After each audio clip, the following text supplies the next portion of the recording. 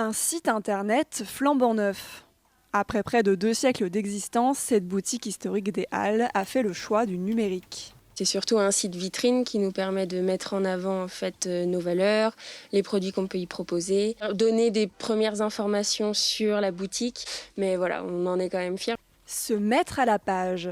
Pas toujours simple quand on n'est pas coutumier des nouvelles technologies. Si elle profite aujourd'hui d'une certaine expertise en informatique, la commerçante était jusqu'à récemment une véritable novice en la matière. Il a suffi d'un coup de pouce pour qu'elle se lance dans la création de sa newsletter. Donc ce serait intéressant justement de pouvoir aller jusqu'au bout de cette envie qu'il y avait déjà dès le début de développer cette newsletter. Mais vraiment l'exercice en tant que tel était quand même très nouveau pour moi.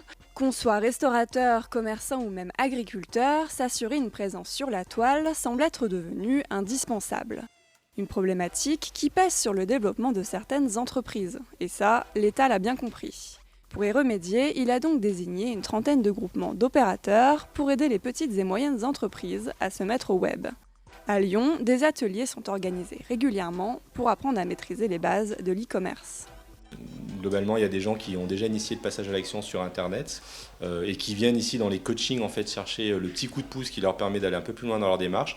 Et puis il y en a d'autres qui, eux, par contre, n'ont pas du tout franchi le cap du numérique. L'objectif, en fait, c'est de toucher ces personnes-là qui sont complètement néophytes et de leur donner suffisamment de bases et de les inciter au travail en fait en passant à l'action, en manipulant finalement. C'est aussi un moyen de dédramatiser le sujet du numérique. Une formation sur 3 semaines, généralement en distanciel, pour vendre des produits en ligne, fidéliser sa clientèle ou encore maîtriser les subtilités du référencement local. L'idée, comme on est sur une recherche de référencement local, c'est qu'on peut par des petits outils gratuits en ligne, ce qui s'appelle GeoIMGR. De nouveaux concepts, à première vue encore un peu théoriques. Et c'est des termes qui me parlaient, mais il va falloir que j'approfondisse un petit peu tous ces termes pour être mieux référencés, être plus visible sur Internet. Les ateliers par groupe de 10 sont complétés par un accompagnement personnalisé.